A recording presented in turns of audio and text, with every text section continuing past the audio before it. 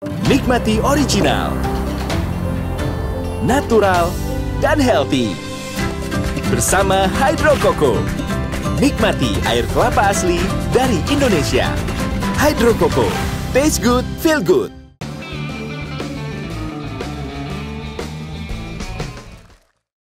Dipersembahkan oleh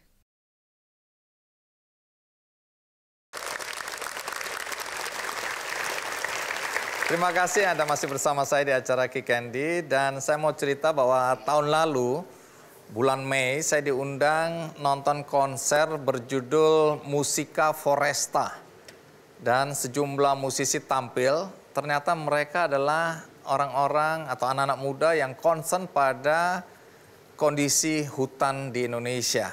Karena itu mereka bikin konser, mereka mengedukasi penonton dan masyarakat tentang pentingnya menjaga hutan. Setelah 1 tahun kemudian, mereka akan hadir di acara ini. Leoni, Riri, dan Fitri. Iya.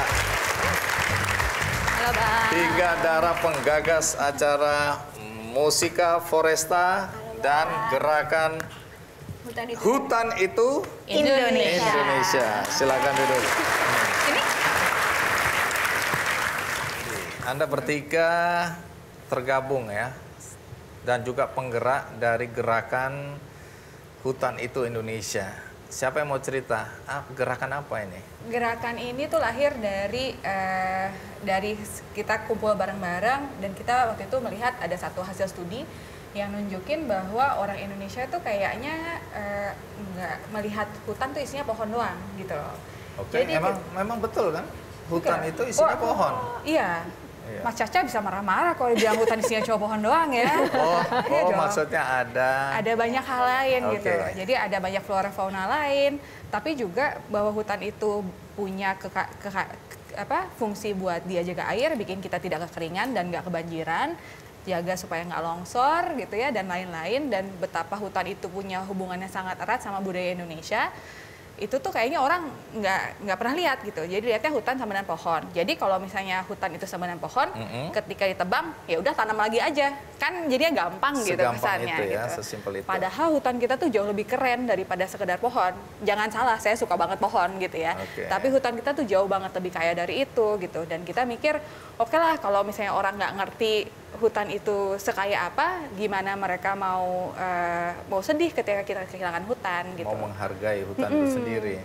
Jadi tujuan utamanya adalah? Tujuan utamanya kita ingin bawa hutan lebih dekat ke hati orang Indonesia, terutama yang tinggal di kota, yang udah lama nggak lihat hutan.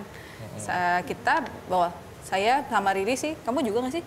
Bisa dianggap adalah anak kota gitu, yang jauh kota, gitu. iya. Kamu saya kayaknya masih bentuk suka guling-guling kan ya Kak ya? Ya. Oke, jadi siapa aja anggotanya? Kita gerakannya sekarang dari 2 tahun lalu kita isinya cuma sekitar 13 orang yang ingin melakukan sesuatu, Awalnya. tidak mau menanti suasana ideal, terus jadi kita hajar aja gitu, kita mulai sesuatu. Tapi kalau sekarang kita udah punya sekitar 400 volunteer, sukarelawan.